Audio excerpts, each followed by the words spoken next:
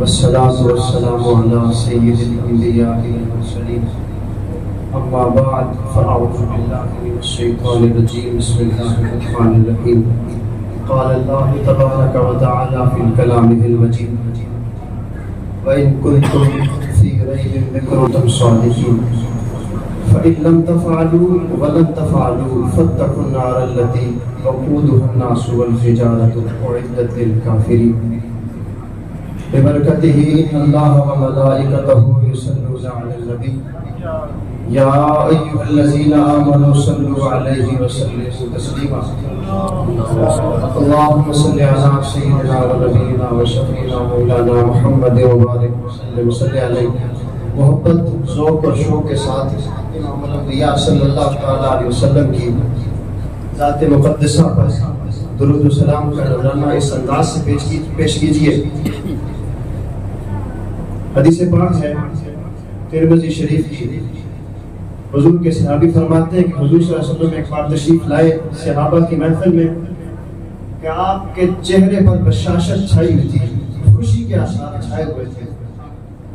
تو آ کے صحابہ سے فرمایا کہ اے میرے صحابہ, میرے پاس جبریل آئے, وہ کہتے ہیں کہ آپ کا رب فرماتا ہے کہ جو کوئی بھی آپ کا امتی آپ پر ایک بار درود پڑھتا ہے میں اس پر ایک بار درود بھیجتا ہوں. اگر وہ ایک بار سلام بھیجتا ہے تو میں بھی اس پر ایک بار سلام بھیجتا ہوں. اگر کوئی آپ کا امتی آپ پر 10 بار درود بھیجتا ہے تو رب فرماتا ہے میں اس پر 10 بار رحمت نازل کرتا ہوں. اگر وہ 10 بار سلام بھیجتا ہے تو رب فرماتا ہے میں اس پر 100 بار سلامتی بھیجتا ہوں. تو محبت کے ساتھ پڑھیے صلی اللہ علیہ رسول اللہ وسلم علیکہ یا حبیب اللہ. گونج پڑھ جائے صلی اللہ علیہ یا رسول اللہ.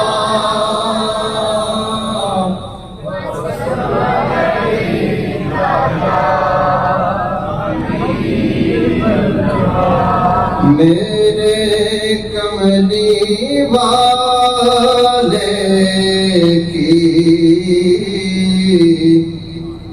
شان ہی نرالی ہے.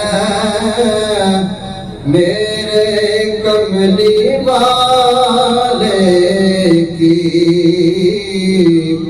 شان ہی نرالی ہے. دو جہاں کے داتا ہے سارا جگ سوالی ہے. دو جہاں کے داتا ہے سارا جگ سوالی ہے. اور ہر طرف مدینے میں بھیڑ ہے فقیروں کی. ہر طرف مدینے میں بھیڑ ہے فقیروں کی. ایک دینے والا ہے سارا جگ سوالی ہے. ایک دینے والا ہے. اور جو حضور سے وفا کرتے ہیں ان کی کیا شان ہے.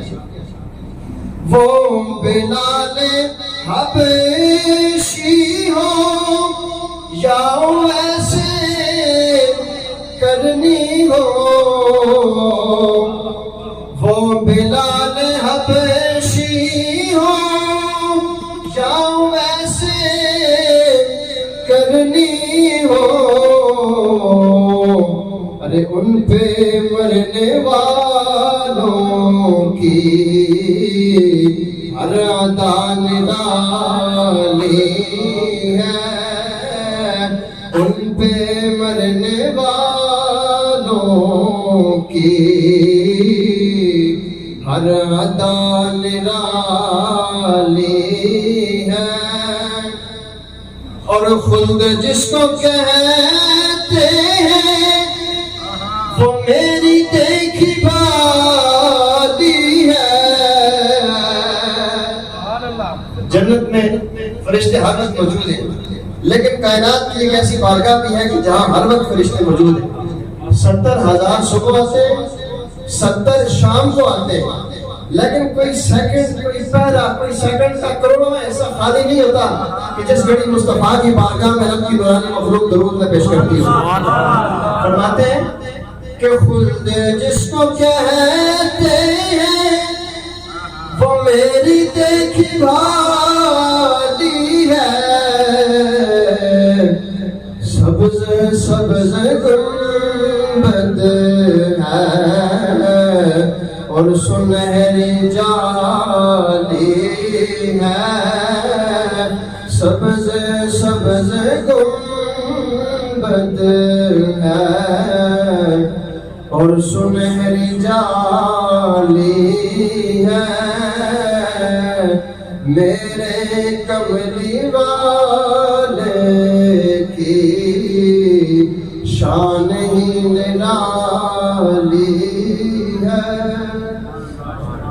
بعد الحمد للہ نہایت ہی واجب الاحترام جملہ سامعین عزیز احتشام، بالخصوص علماء کرام، برادر محترم خطیب جامع مسجد حاضہ حضرت علامہ مولانا عبدالغفور ضیائی صاحب، آج کی یہ بابرکت رات محفل تکمیل قرآن اور یہ 27ویں شب جو ہے تاک رات بھی ہے، اور آپ نے نماز تراویح کے اندر قرآن پاک سنا، علماء نے، حفاظ نے مصلی رسول پر کھڑے ہو کے سنایا۔ اللہ تعالیٰ کی پاک بارگاہ میں دعا ہے کہ جنہوں نے سنا اور جنہوں نے سنایا ان کو اپنی بارگاہ بے پناہ سے بے پناہ عطا فرمائے۔ اور جو میں نے قرآن مجید کی 2 آیات پڑھی، اللہ تعالیٰ مجھے حوصلہ میں دیکھے لیکن اب نہیں عطا فرمائے۔ جناب موسیٰ کا عصا اب اس طرح کمال میں نہیں ہے، لیکن مصطفیٰ کا قرآن جس انداز سے، جس شان سے اترا تھا، اسی شان سے تھا، ہے اور رہے گا۔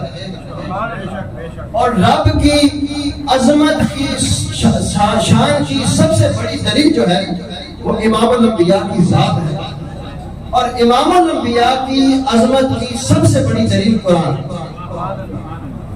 اس لیے کہ قرآن کو یاد کرنا یہ محض رب کا کرم ہے، کیونکہ جتنی پہلی امتیں تھیں ان کو جو کتابیں ملی، صحائف ملے، صحیفے ملے، وہ صرف اس امت کے جو نبی ہوتے تھے ان کو یاد ہوتے تھے۔ کوئی امتی جو تھا وہ ان کا یاد نہیں کر سکتا تھا، اس کتاب کا جلال ہی تو آتا تھا، رب کا کلام جو ہے۔ لیکن جناب موسیٰ کو جب تورات دے دی گئی تو آپ نے رب کی بارگاہ میں عرض کی، یا اللہ کہ میں نے تورات بھی پڑھی ہے، انجیل بھی پڑھی ہے، زبور بھی پڑھی ہے، اس کے اندر ایک امت کا تذکرہ آیا ہے کہ جن کے نبی کے بغیر امتی بھی اس مصحف کے حافظ ہوں گے، وہ امت مجھے دے دے۔ تو اللہ نے فرمایا، قال یا موسیٰ تلک ہذہ امۃ احمد، اے موسیٰ وہ امت میرے لاڈلے محبوب محمد مصطفیٰ کی ہوگی۔ اور پھر جناب موسیٰ نے اگلا سوال آپ کی بارگاہ میں پیش کیا کہ یا اللہ وہاں پہ میں نے ایک اور بات بھی پڑھی، وہ کیا بات ہے کہ وہ جو امت ہوگی نیکی کا ارادہ کرے گی، سوچے گی کہ یار فلاں کام کرنا چاہیے، کام کیا نہیں ہے، ارادہ کرے گی، اللہ ایک نیکی اس کے نامہ اعمال میں لکھ دے گا۔ مصطفیٰ کی وجہ سے کرم دیکھیے۔ تو پھر اگلا جملہ فرمایا کہ جب وہ ارادہ کریں گے تو ایک نیکی لکھی جائے گی، جب وہ نیکی کریں گے تو ایک کا ثواب بڑھا کے 10 کے برابر کر کے لکھا جائے گا۔ یا اللہ وہ امت مجھے دے دے۔ رب نے فرمایا موسیٰ ہذہ امۃ احمد، وہ امت بھی میرے محبوب کی ہے۔ تو پھر جناب موسیٰ نے عرض کی، یا اللہ مجھے اس امت میں سے کر دے۔ تقریباً 12 انبیاء کرام ایسے کہ جنہوں نے یہ رب کے حضور خواہش کی کہ یا اللہ ہمیں حضور کی امت میں پیدا فرما۔ پھر ان امتوں کی عمریں بہت لمبی ہوا کرتی تھی۔ جناب نوح علیہ السلام کے بارے میں آتا ہے کہ امت کے جو لوگ تھے 800 900 سال 1000 سال وہ لوگوں کی عمریں تھی۔ اب ایک بندے کی عمر ہے 10 سال، اس نے 10 سال میں نمازیں پڑھی ہوگی تو 10 سال میں کتنی نمازیں بنتی ہیں؟ ایک کی عمر ہے 200 سال، 200 سال کی کتنی نمازیں بنتی ہیں؟ ظاہر بات ہے ہر بندہ کہے گا کہ 200 والے کی ثواب تو زیادہ ہے، اس نے 200 سالوں میں کتنی پڑھی ہے؟ تو حضور پہلی بنی اسرائیل کا جو واقعہ بیان کرتے وقت پریشان بیٹھے ہوئے تھے، صحابہ کو بیان فرما رہے تھے، تو اتنے میں حضور مسکرا دیے۔ حضور نے فرمایا کہ میں یہ سوچ رہا تھا کہ پہلی امتیں زیادہ نیکیاں کرے گی اور جنت میں چلی جائیں گی، ان کی عمریں لمبی ہیں، میری امت کی عمر کم ہے۔ اتنے میں جبریل آئے، آپ یہ عرض کرتے ہیں یا رسول اللہ پریشان نہ ہوئیے، امت کا دکھ آپ کے دل میں ہے مگر آپ کی غمگین آپ کا رب نہیں دیکھ سکتا۔ رب فرماتا ہے محبوب تو کہہ دو کہ آپ کی امت کو ایک رات ایسی عطا کرتا ہوں جو 1000 مہینوں سے بھی زیادہ افضل والی ہوگی۔ ایک رات میں نیکی کریں گے تو گویا کہ 1000 مہینوں تک وہ عبادت کرتے رہے ہیں، اتنا ثواب دوں گا۔ تو کسی حال میں رب نے اپنے محبوب کو پریشان نہیں ہونے دیا۔ اور جو میں نے آیت مقدسہ تلاوت کی وَإِن كُنتُمْ فِي رَيْبٍ مِّمَّا نَزَّلْنَا عَلَىٰ عَبْدِكَ، فرمایا کہ ہم نے جو اپنے بندہ خاص پر جو قرآن نازل کیا، جو کتاب نازل کی، کافروں کو اللہ نے فرمایا اس میں اگر تم کوئی شک کرتے ہو تو پھر کیا کرو؟ فَأْتُوا بِسُورَةٍ مِّن مِثْلِهِ، کھلا چیلنج لیا، فرمایا کہ لے آؤ اس کی مثل، ایک سورت لے آؤ۔ کبھی آپ کسی مشاعرے میں جائیں نا، وہاں پہ ایک بندہ شعر پڑھتا ہے ایک طرف سے، دوسرا جواب میں اس سے بڑا ہیوی ڈیوٹی شعر لگاتا ہے تاکہ پتہ چلے اس کا جملہ بڑا طاقتور ہے۔ لیکن رب نے یہاں پہ کافروں کو کوستے ہوئے فرمایا کہ اس کی مثل ایک سورت لے آؤ، لا کے دکھاؤ۔ پھر آگے فرمایا وَادْعُوا شُهَدَاءَكُمْ، اور ان کو بلاؤ، اپنے حمایتیوں کو بلاؤ، من دون اللہ، جو اللہ کے سوا جن کو تم حمایتی بنائے ان کو بھی لاؤ، ان کنتم صادقین، اگر تم سچے ہو۔ یہاں تک بات ختم ہوگی، پھر اگلی آیت میں اللہ خود ہی جواب دے رہا ہے کیونکہ وہ قادر مطلق ہے۔ فرمایا فَإِن لَمْ تَفْعَلُوا، اگر تم نہ لا سکو، فَإِن لَمْ تَفْعَلُوا، اور تم لا بھی نہیں سکتے، تمہارے اندر وہ جرت ہی نہیں ہے کہ تم قرآن کے مقابلے میں کچھ لے آؤ، تو پھر اگر تم نہ لا سکو، لا بھی نہیں سکتے، تو فَاتَّقُوا النَّارَ الَّتِي، تو ڈرو اس آگ سے، وَقُودُهَا النَّاسُ وَالْحِجَارَةُ، کہ جس کا ایندھن انسان ہے اور پتھر ہے۔ یہاں انسان سے مراد کافر ہے اور پتھروں سے مراد خود ہے۔ اُعِدَّتْ لِلْكَافِرِينَ، اور کافروں کے لیے تیار کی گئی۔ فرمایا کہ قرآن ایسی عظیم کتاب ہے، تم اس کی مثل ہرگز نہیں لا سکتے۔ یہ معجزہ تھا۔ اور پھر قرآن کی حفاظت کی بات آئی۔ پہلی امتیں جو تھیں وہ صرف ان کے نبیوں کو وہ کتابیں یاد ہوتی تھیں، لیکن پھر ان کی حفاظت کا ذمہ اللہ نے جو اس امت کے علماء تھے ان پر لگایا۔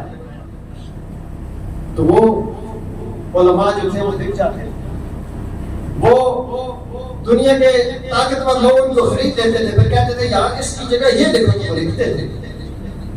لیکن قربان جائے حضور کی امت کے علماء پر اپنی جانوں کو پیش کر دیا، لیکن قرآن پہ حرف نہیں آنے دیا۔ پھر کیا ہوتا تھا؟ وہ اپنی مرضی سے دکھاتے تھے، لیکن قرآن کی عظمت کی بات آئی، اس کی حفاظت کی بات آئی تو رب نے فرمایا ہم ہی اس کو نازل کرنے والے ہیں اور ہم ہی اس کی حفاظت کرنے والے ہیں۔ پھر ہر دور میں دین اس طرح بچتا گیا، لیکن قربان جائے امام الانبیاء صلی اللہ تعالیٰ علیہ وسلم کی امت کے علماء پر آپ نے اس وقت فرمایا تھا کہ میری امت کے علماء ایسے ہوں گے کہ جیسے بنی اسرائیل کے انبیاء۔ وجہ یہ تھی، ایسا نہیں ہے کہ آج کی امت کا کوئی عالم دین جو ہے وہ معاذ اللہ وہ نبی بن جائے، فرمایا نہیں، ان کا کردار جو ہوگا یہ اس انداز سے قرآن کی تبلیغ کریں گے، اس انداز سے دین کی خدمت کریں گے کہ کہ اپنا سب کچھ قربان کر دیں گے پر حسین کے نانے کے دین پر بھی حرف نہیں آنے دیں گے. اگر مثال کہتے ہیں تو پیش کرتا ہوں. 22 رمضان المبارک ہے. مولانا سید کفایت علی کافی آپ کو چوک کے اندر ظالموں نے لایا اور کہا اب بھی مکر جا محمد عربی کے دین سے, اب بھی قرآن کی عظمت سے مکر جا. تو آپ نے اس پر ایک چیز ہوتا ہے گھر سے لکھ کر لانا, وہ اور ہوتا ہے ایک موقع پہ آ جانا, وہ اور ہوتا ہے. آپ نے فرمایا ظالموں تم مجھے تو خرید سکتے ہو, میری گردن کے کاٹ سکتے ہو, جسم کا ٹکڑا ٹکڑا کر سکتے ہو, لیکن سید کفایت علی کافی حضور کے دین پہ کوئی سودا نہیں کر سکتا, حضور کی عظمت پہ, قرآن کی عظمت پہ کوئی سودا نہیں کر سکتا. تم جتنا زور لگا لو صبح قیامت تک انشاءاللہ رسول اللہ کا دین جو ہے وہ سورج کی طرح, چاند کی طرح بلند رہے گا.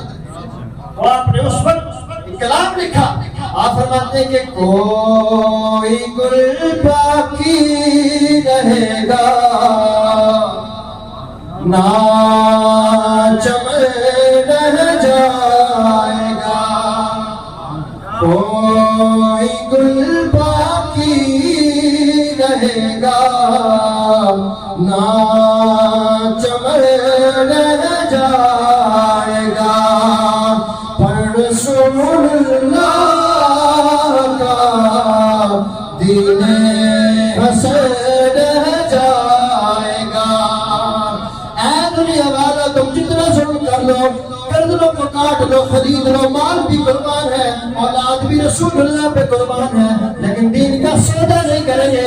فرمایا کوئی گل باقی رہے گا نہ چمن رہ جائے گا. اطلسوں کم خواب کی پوشاک پر نازان ہو, اس تنے بے جان پر خاکی کفن رہ جائے گا. فرماتے ہیں کہ جو امام الانبیاء کی بارگاہ میں اس انداز سے درود پڑھتا ہے کہ وہ مدینے کی طرف رخ کرتا ہے, اس کے خیالات کا رخ مدینے کی طرف ہوتا ہے. آج کی رات میں جبریل امین زمین پہ اترتے ہیں. آپ فرماتے ہیں کہ جو اللہ کا ذکر کرتا ہے, جو حضور کی ذات پہ درود پڑھتا ہے, جبریل فرماتے ہیں میرا دل کرتا ہے کہ میں اس کو فرماتے ہیں کہ نام شاہ نے جہاں مٹ جائیں گے لیکن یہاں حشر تک نام و نشان پنج در رہ جائے.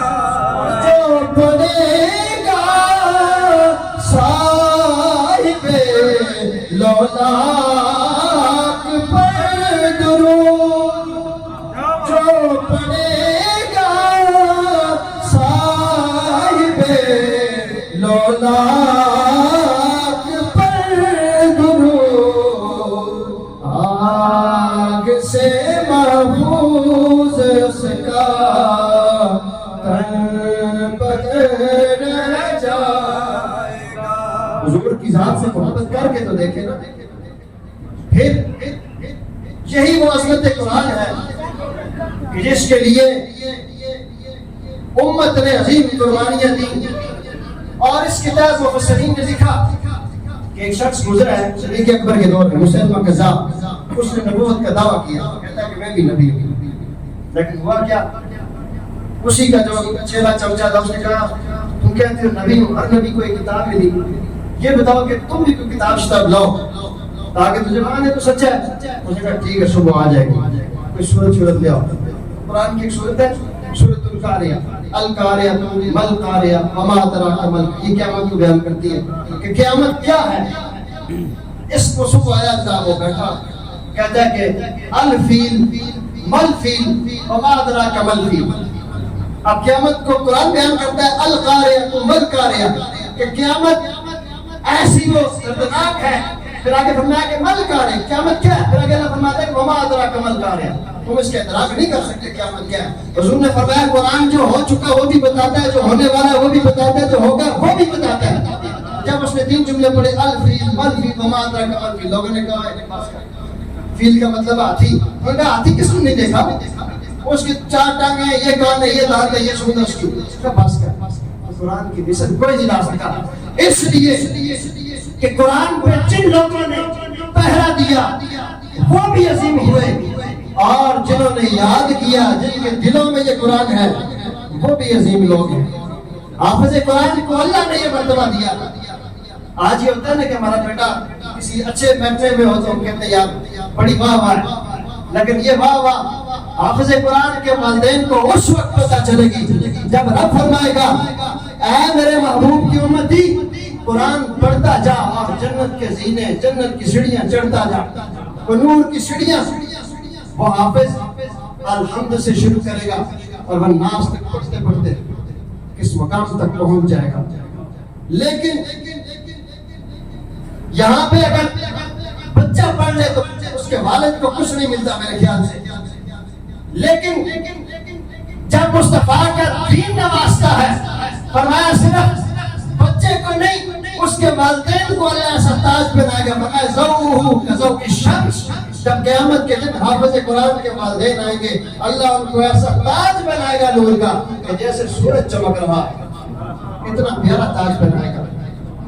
تو پھر جناب جبریل امین ایک بار ایک قوم پہ آئے عذاب لے کر، تو وہاں پہ اس قوم کے جو بچے تھے وہ اللہ کی کتاب پڑھ رہے تھے۔ جبریل جیسے ہی عذاب لے کر قریب پہنچے، رب نے فرمایا جبریل واپس آؤ۔ جناب جبریل امین واپس گئے تو عرض کرتے یا اللہ بھیجا ہی کیوں تھا؟ فرمایا کہ اس قوم کے بڑے بزرگ جو ہیں وہ گناہ کر رہے تھے، لیکن اس کے بچے میرا کلام پڑھ رہے تھے، میرا ذکر کر رہے تھے، تو میرے عذاب کو یہ گوارا نہ ہوا کہ اس قوم پر برسے کہ جس کے بچے میرا نام لے رہے ہوں اور بزرگ جو ہے وہ گناہ کر رہے ہوں۔ اسی لیے اگر آج اللہ کا یہ فضل اور کرم ہے، یہ کائنات قائم ہے، گلی محلے میں کون کون سا گناہ نہیں ہوتا، چپے چپے میں کون سا گناہ نہیں ہوتا، اگر یہ دنیا باقی ہے تو فقط اور فقط مصطفیٰ کے قرآن کا صدقہ باقی ہے۔ تو اس لیے قرآن ایسی عظیم کتاب ہے۔ اور ایک چیز اور تھی، قرآن کو اتنی فضیلت کیوں ملی؟ باقی کتابیں بھی اللہ کا کلام ہے، اور یاد رکھیے گا کلام جو ہے قرآن یہ مخلوق نہیں ہے، یہ علمی بات ہے کہ قرآن مخلوق نہیں ہے، قرآن اللہ کا کلام ہے اور اس کی صفت ہے۔ مخلوق کا مطلب یہ ہے کہ ایک چیز مثال کے طور پر ہم مخلوق کے پہلے نہیں تھے، 100 سال پہلے ابھی ہیں، مخلوق کے پہلے نہیں تھے ابھی ہیں، بعد میں نہیں ہوں گے، لیکن جو اللہ کی صفات ہیں وہ ازلی اور ابدی ہیں، یعنی جب سے رب ہے تب سے ہے، رب کب سے ہے وہ تو اس میں تو فنا ہے ہی نہیں ہے۔ اس لیے قرآن رب کا کلام ہے، لیکن اس کو فضیلت کی وجہ کیا ہے؟ تو محبت کے ساتھ سبحان اللہ کہیے کہ قرآن کو یہ عظمت جو ملی ہے یہ کس وجہ سے ملی ہے؟ ایک طرف کلام کے اوپر جو پہلی کتب تھی تورات، زبور، انجیل، وہ بھی اللہ کا کلام تھا، لیکن فرق کیا ہے؟ امام الانبیاء صلی اللہ تعالیٰ علیہ وسلم کے غلاموں، آئیے دیکھتے ہیں کہ قرآن کو اتنی عظمت کس وجہ سے ہے۔ تورات بھی تو اللہ کا کلام ہے، زبور بھی اللہ کا کلام ہے، انجیل بھی اللہ کا کلام ہے، لیکن راز یہ ہے کہ وہاں پہ متکلم بھی رب ہے، کلام کرنے والا رب ہے، مگر دوسری طرف متکلم جو ہے وہ جناب موسیٰ کی ذات ہے۔ ایک طرف متکلم جو ہے زبور میں رب ہے، دوسری طرف متکلم جو ہے وہ جناب داؤد ہے۔ ایک طرف انجیل کے اندر کلام کرنے والا رب ہے، متکلم رب ہے، دوسری طرف متکلم جناب عیسیٰ ہے، مگر یہاں پہ قرآن کی باری آئی، اس کو فضیلت کیوں ملی؟ وہاں بھی رب کا کلام ہے، یہاں بھی رب کا کلام ہے، وجہ کیا ہے؟ امام الانبیاء صلی اللہ تعالیٰ علیہ وسلم کے غلاموں، اس بات کو دل میں جگہ دیجئے، اپنے ایمانوں پہ خوشی منائیے۔ نبی کریم صلی اللہ تعالیٰ علیہ وسلم پر نازل ہونے والا قرآن یہ بھی رب کا ہی کلام ہے۔ کہ یہاں بھی متکلم جو ہے ایک طرف رب ہے، لیکن دوسری طرف متکلم جو ہے وہ آمنہ کا لال، عبداللہ کا در یتیم، مدینے کا تاجدار محمد عربی ہے۔ ایک طرف رب کا کلام تورات میں بھی ہے، زبور میں بھی ہے، انجیل میں بھی ہے، قرآن میں بھی ہے، لیکن قرآن کو سب کتابوں میں افضلیت کیوں ہے؟ اس لیے کہ وہاں پہ متکلم دوسرے انبیاء ہیں، یہاں پہ متکلم جو ہے وہ ان نبیوں کا امام الانبیاء، اس لیے قرآن کو اللہ نے وہ فضیلت عطا فرمائی۔ اور پھر آج کی یہ مقدس رات 27ویں شب اللہ تعالیٰ نے امام الانبیاء کی وجہ سے آپ کی امت پر وہ کرم فرمایا کہ پہلے انبیاء بھی عشق کرتے تھے ان کے مقدروں کو دیکھ کر۔ اور آج کی رات میں اللہ تعالیٰ نے قرآن پاک کو لوح محفوظ پر یک مشت نازل فرمایا، اور پھر ضرورت کے تحت 23 سال کے عرصہ میں حضور کے قلب اطہر پر جبریل کے ذریعے قرآن کو نازل فرمایا۔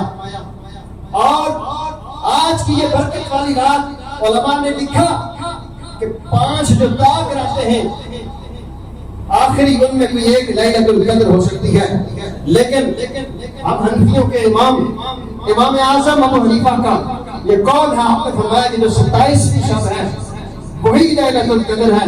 اللہ تعالیٰ ہمیں بھی یہ لیلۃ القدر نصیب فرمائے، اور فرمایا کہ آج کی رات جو اللہ کو یاد کرتا ہے، جو ذکر کی محافل سجاتا ہے، جو حضور کی ذات پہ درود پڑھتا ہے، اللہ کے فرشتے زمین پر اترتے ہیں اور ان کے لیے دعائیں مغفرت کرتے ہیں، توبہ اور استغفار کرتے ہیں، اور ان کے مقدر پہ ناز کرتے ہیں۔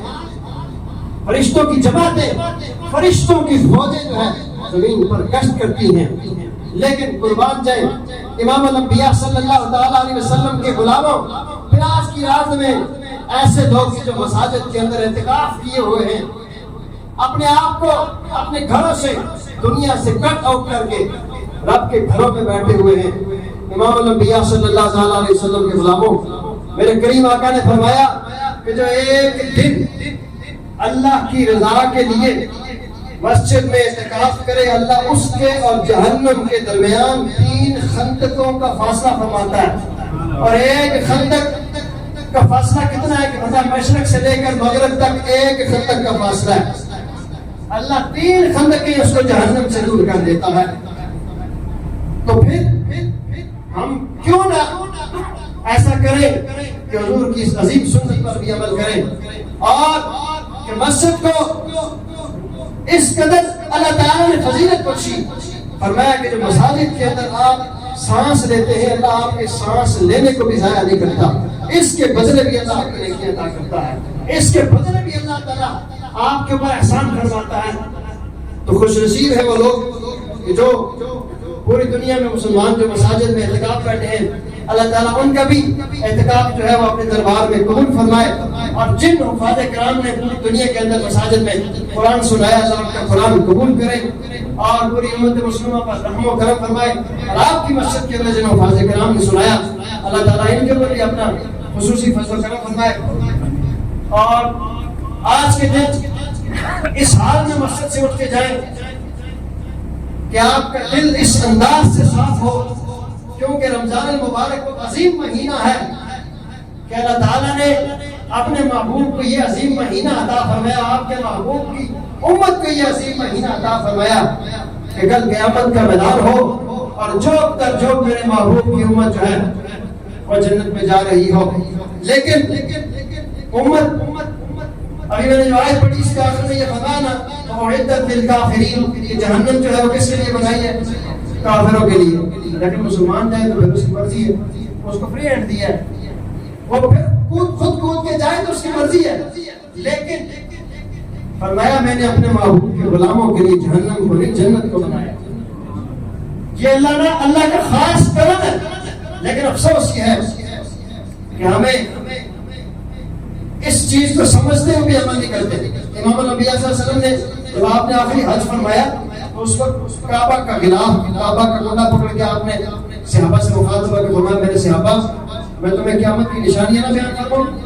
اس وقت آپ نے 60 قیامت کی نشانیاں بیان فرمائیں۔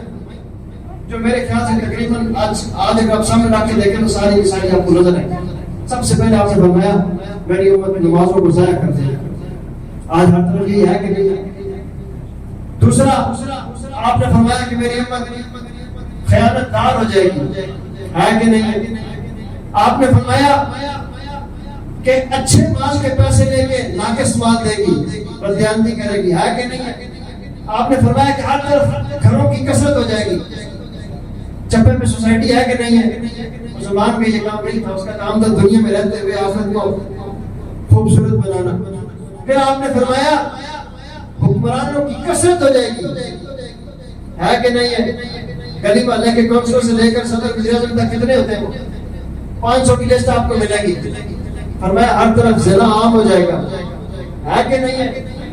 فرمایا ہر طرف شراب عام پی جائے گی، اس کے لائسنس جاری ہو رہے ہیں، ہے کہ نہیں ہے؟ پھر فرمایا کہ اس امت میں اس وقت وہاں کے جاننے والے کیسے ہوں گے جو قرآن کا علم رکھتے ہوں گے. فرمایا وہ قرآن کو بیچ رہے ہوں گے اور وہ اس وقت کے بدترین انسان ہوں گے کہ ان کے پاس حقیقت کا علم ہے، آخرت کا علم ہے، لیکن وہ اس کو ہونے کے باوجود دنیا کو ترجیح دے رہے ہیں. اور فرمایا اس وقت کے قرآن کیسے ہوں گے، وہ ان کا ظاہر اور ہوگا، باطن اور ہوگا. اور فرمایا اس وقت کے علماء کیسے ہوں گے، فرمایا بل علماء دہنۃ، علماء مداہنت کا شکار ہو جائیں گے. کیا ہوتی ہے مداہنت؟ کہ جب کسی بڑے دنیا دار کے پاس جائیں گے تو اسی کے ہو کے رہ جائیں گے، حق بات کرتے ہوئے کترائیں گے، فلان ناراض ہو جائے گا، فلان ناراض ہو جائے گا. ایسا ہے آج. جب ان کو آپ بولے نا کہ اپنا ایمان ضائع کر دیں وہاں پہ جا کے، کہتے ہیں نہیں جی چھوڑے، آپ کو نہیں پتا دین. لیکن یاد رکھنا جب کچھ مداہنت کے شکار ہو جائیں گے اس وقت بھی حضور کے سچے غلام موجود ہوں گے جو دین کے لیے ڈنکے کی چوٹ پر بات کریں گے. اور پھر فرمایا کہ ہر طرف جو ہے گانے والیاں عام ہو جائیں گی. آج یہ سب سے بڑی لعنت ہے کہ نہیں ہے؟ وہ جب ٹک ٹاک اور پتہ نہیں کیا کہ اپلیکیشنیں چلتی ہیں، ہر گھر میں 6 وہ موبائل ہیں کہ نہیں ہے. اور پھر فرمایا آخری کہ ناحق لوگوں کی زمینوں پر قبضہ کیا جائے گا. آج کل ہے کہ نہیں؟ ہر بندہ رو رہا ہے کہ میرا پلاٹ دب گیا، میرا فلاں دب گیا. اس میں دوسری صورت یہ بھی آتی ہے کہ جیسے آج کل عورتوں کے حقوق جو ہے، بہنوں کا حق جو ہے ان کو حصہ نہیں دیا جاتا. وہ بھی بدترین لوگ ہیں جو اپنی بہنوں کو حصہ نہیں دیتے، کہتے ہیں جہیز دے دیا، فلاں دے دیا. وہ بھی کائنات کے بدترین لوگ ہیں. اور جو زمین ایک بالش زمین دباتے ہیں، فرمایا کہ اللہ قیامت کے دن 7 زمینوں کا توق بنا کے اس کے گلے میں ڈالے. کتنے وزن گردن برداشت کر سکتی ہے؟ 7 زمینوں کا توق بنا کے اس کے گلے میں ڈالا جائے گا. اس حال میں وہ آئے گا. پھر ہم کیوں نہیں سوچ رہے؟ کتنے لوگ ہمارے ساتھ پچھلے سال موجود تھے، اس بار نہیں ہے.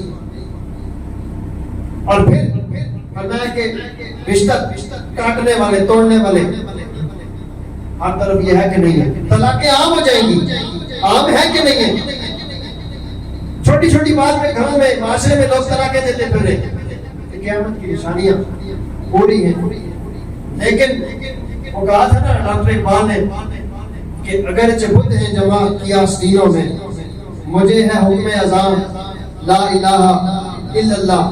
ہم نے تو اذان تو ہوتی ہے، اذان تو دی جاتی ہے، لیکن سن کے ایک کان سے سنا دوسرے سے نکال دیا. تو اس لیے اگر حضور کی امت کی چاہتی ہے، مولا علی رضی اللہ تعالیٰ عنہ سے روایت ہے، آپ فرماتے ہیں کہ امام الانبیاء صلی اللہ تعالیٰ علیہ وسلم نے فرمایا کہ قریب میری امت جو ہے وہ فتنہ میں مبتلا ہو جائے گی، قدم قدم پہ فتنہ ہوگا. ہے کہ نہیں ہے؟ مولا علی فرماتے ہیں کہ میں نے عرض کی یا رسول اللہ پھر نکلیں گے کیسے؟ ان کا حل کیا ہے؟ دل یہاں تک پہنچنے کے لیے عبد الرحمن جامی بننا پڑتا ہے. دل یہاں تک پہنچنے کے لیے شرف الدین بصیری بننا پڑتا ہے. دل یہاں تک پہنچنے کے لیے داتا علی حجویری بننا پڑتا ہے. دل یہاں تک پہنچنے کے لیے مہر علی بننا پڑتا ہے. دل یہاں تک پہنچنے کے لیے خواجہ ہند الولی بننا پڑتا ہے. لیے امام خاتم حسین رضوی بتا دیتا، ایسے دل یاد تک سب پہنچ جاتا. لیکن افسوس ہے اس امت پر، یہ سوچتی بھی نہیں ہے. ایسے تحقم کو چھپا کے گیم کر رہے ہیں، پتہ نہیں چلتا. میں آپ کو واقعہ بتاؤں گا. 2 دن پہلے کا واقعہ. ہماری مسجد سے لوگ تراویح پڑھ کے نکلے، 4 بندے مولانا گئے ہماری مسجد میں. 4 بندے ہماری مسجد کے گیٹ پہ آئے. 4.5 لاکھ سارے نمازیوں سے چل رہی نکالیا. سارے نمازیوں کو لائن میں لگا کے لوٹا گیا. کیا یہ قیامت کی نشانیاں نہیں ہیں؟ لوگ ڈر سے مسجدوں میں نہیں آتے. ہماری مساجد محفوظ نہیں ہے. اس لیے ہمیں چاہیے کہ حضور کے دین سے جڑ جائیں. اپنے گھروں کے اندر ماؤں بہنوں بیٹیوں کو پردے کا حکم دیں. وہ کون سا پردہ ہے کہ جس سے وہ کساتی ہے؟ کیا ان کو یہ نہیں پتا کہ سیدہ کائنات حضور کی لخت جگر کا چہرہ کبھی شمس و قمر نے نہیں دیکھا؟ اس کا کیا مطلب ہے کہ شمس و قمر نے نہیں دیکھا؟ کہ ان کے چہرے پہ کبھی شمس و قمر کی روشنی نہیں پڑی. امام الانبیاء نے فرمایا میرے غلاموں اب آپ بتائیں کہ ایک بندہ جہاد میں جاتا ہے، اپنی جوانی پیش کرتا ہے، وہ کیسے اپنی جان پیش کرتا ہے. اور شہید کا اس کے بارے میں کہا گیا کہ اس کے خون کا قطرہ زمین پر بعد میں گرتا ہے، اللہ پہلے اس کی بخشش کر دیتا ہے. لیکن قربان جائے امام الانبیاء صلی اللہ علیہ وسلم کی عظمت و شان پر. فرمایا کہ میری امت کی بیٹی اگر پردہ کرتی ہے اس کا پردہ کرنا شہید کے خون سے بھی افضل ہے.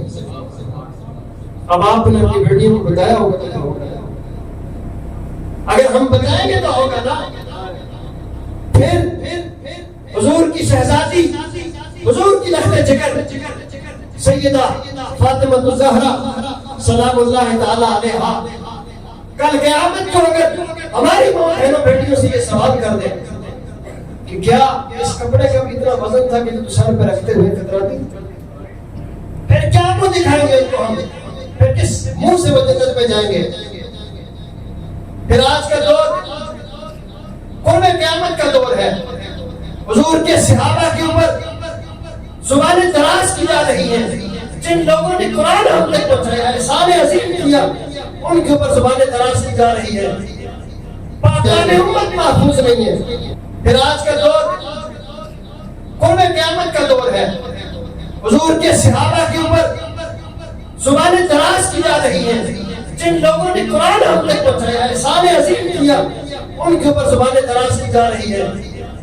پاکان امت محفوظ نہیں ہے. کوئی کیا کہہ رہا ہے، کوئی کیا کہہ رہا ہے. اپنی اولادوں کو حضور کے صحابہ کا بھی ادب سکھائیں، حضور کی اہل بیت کا بھی ادب سکھائیں. یہ جو لوگوں نے چکر چلائے رکھے نا کہ وہ فلاں افضل ہے، فلاں افضل ہے، ہم نے تو اس بحث میں نہیں پڑھنا. ہمارے لیے سارے افضل ہیں. امام اہل سنت نے بات ختم کر دی. آپ فرماتے ہیں مینار ہیں یہ 4 عظمت انسانی کے، صدیق اکبر، فاروق اعظم، عثمان ذو النورین، مولا کائنات. فرمایا کہ مینار ہیں یہ 4 عظمت انسانی کے، حامل ہے سبھی تجلیات قرآنی کے. ابوبکر عمر عثمان و علی یہ 4 عناصر ہیں مسلمانی کے. کہ تم زبان کھولتے ہو علی افضل ہے، صدیق افضل ہے.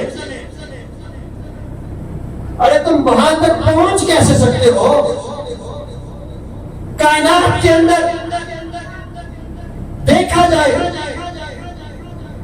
کہ صحابہ کے اندر جس طرح ان 4 نے اسلام کے لیے قربانیاں دی ہیں، پہلی امتوں میں بھی آپ کو کوئی مثال نہیں ملے گی.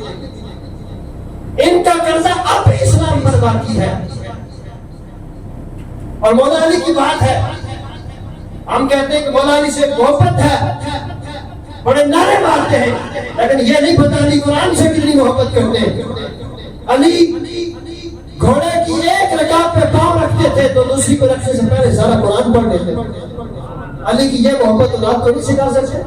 اہل بیت کی محبت ہے تو سیدہ کا پردہ بیٹیوں کو نہیں سکھا سکتے؟ اس لیے ہمیں چاہیے کہ دامن مصطفیٰ سے چمٹ جائے، حضور کے قرآن کو پکڑ لیں۔ فرمایا کہ میری امت تم میں 2 چیزیں چھوڑ کے جا رہا ہوں، ایک قرآن اور دوسری اہل بیت۔ ان سے محبت کرنا، ان کو پکڑ کے رکھنا مضبوطی سے، تو تم فلاح پا جانا۔ آج ہم وہ ڈاکٹر اقبال نے کہا تھا نا کہ وہ معزز تھے زمانے میں مسلمان ہو کر، اور ہم خار ہوئے تارک قرآن ہو کر۔ ہم نے قرآن کو سمجھا ہی نہیں ہے، اگر ثواب کی نیت سے بھی پڑھے نا، پڑھتے ہی نہیں ہے، سالوں سال الماری میں بند رہتا ہے۔ لیکن قرآن کی عظمت کیا ہے، امام الانبیاء نے فرمایا فاصل چلا دیا، حضور کے قرآن کو پکڑ لے۔ فرمایا کہ میری امت تم میں 2 چیزیں چھوڑ کے جا رہا ہوں، ایک قرآن اور دوسری اہل بیت۔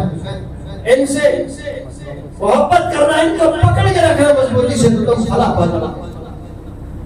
آج ہم وہ ڈاکٹر اقبال نے کہا تھا نا کہ وہ معزز تھے زمانے میں مسلمان ہو کر، اور ہم خار ہوئے تارک قرآن ہو کر۔ ہم نے قرآن کو سمجھا ہی نہیں ہے، اگر ثواب کی نیت سے بھی پڑھے نا، پڑھتے ہی نہیں ہے، سالوں سال الماری میں بند رہتا ہے۔ لیکن قرآن کی عظمت کیا ہے، امام الانبیاء نے فرمایا الف لام میم، یہ ایک ہاتھ ہی نہیں ہے، فرمایا کہ ایک ہاتھ پڑھے گا اللہ اس کو 10 نہیں کیا جائے گا۔ الف لام میم یہ 3 ہوتی ہے، الف ملاتا، لام ملاتا، میم ملاتا، 30 نے کیا۔ لیکن افسوس یہ ہے کہ ہماری یہ جیسے عید کا چاند نظر آئے گا مساجد کی رونق ختم، شوال کا چاند نظر آتا ہی سب مسجد میں 8-10 پرانے مقتدی بابے رہ جائیں گے، باقی سب کے انتظام ہے۔ اور پھر جو آخری رات ہوتی ہے، چاند رات اس کو کہتے ہیں، جو انعام کی رات ہوتی ہے، ہم مزدوری کر کے بھاگنے والے ہوتے ہیں، اپنا رب سے وہ انعام اور اکرام نہیں لیتے، بازاروں اور گلیوں میں بلا دیتے ہیں۔ تو یہ مزدوری کی رات کو بھی یاد رکھنا ہے، اور رمضان کے اندر خود بھی جو باقی رہ گیا ہے ایمان اور احتساب کے ساتھ اس کو رکھنا ہے۔ اور قرآن اور سب سے بڑھ کر جن کے والدین زندہ ہیں ان کی خدمت کرنی ہے، ان سے دعا لینی ہے۔ امام الانبیاء صلی اللہ تعالیٰ علیہ وسلم نے فرمایا کہ میں جب معراج میں جب جنت سے گزرا تو نعمان بن حارثہ رضی اللہ تعالیٰ عنہ وہاں پہ قرآن کی آواز آ رہی ہے، پڑھ رہے ہیں، فرماتے ہیں میں نے جبریل سے پوچھا یہ کس کی آواز آ رہی ہے؟ جبریل کہتے ہیں کہ یہ آپ کی امت کے نعمان بن حارثہ ہے۔